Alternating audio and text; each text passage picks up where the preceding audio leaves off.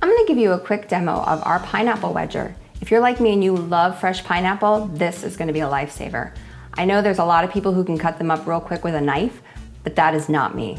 I would probably be losing a few fingers. If you like this video, give it a like and don't forget to subscribe. And as always, links and information are in the description below.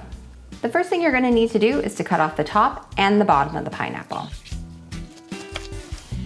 So this is where the pineapple actually attaches to the pineapple plant. I know someone who thought they grew on trees. They do not grow on trees. They grow on the ground off a plant. They're pretty cool. So you want a nice big spot on the bottom and on the top. So you're gonna line up your core with the center circle. Give a little push to get it started. And then you're gonna rock back and forth and push down.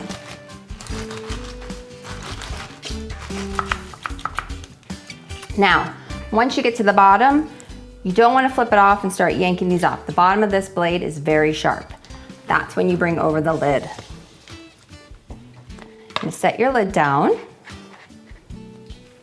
Sometimes I can get it right the first time, but you just gotta kind of line it up and then push, and they all come out. So then you have 1/2, 2 halves, and then you're left with the core and the sides. If you're like me and you like to be able to use the whole fruit if you can, I have seen where people take this part and they freeze the core and they'll use it in their water to give their water a pineapple flavor.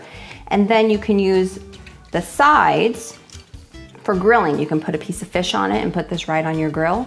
I have not done that yet, but it does sound really good. And then once you have it all out, you just slice it up. The pineapple wedger is recommended for medium to large pineapples. If your pineapple is too small, it'll just go right over it and it won't even take your skin off. Also, as you saw, it did take a little bit of force to get it going and push it through, so that's just something to consider when you go to purchase one. All right, I hope you guys found this helpful and I'll talk to you next time. Bye.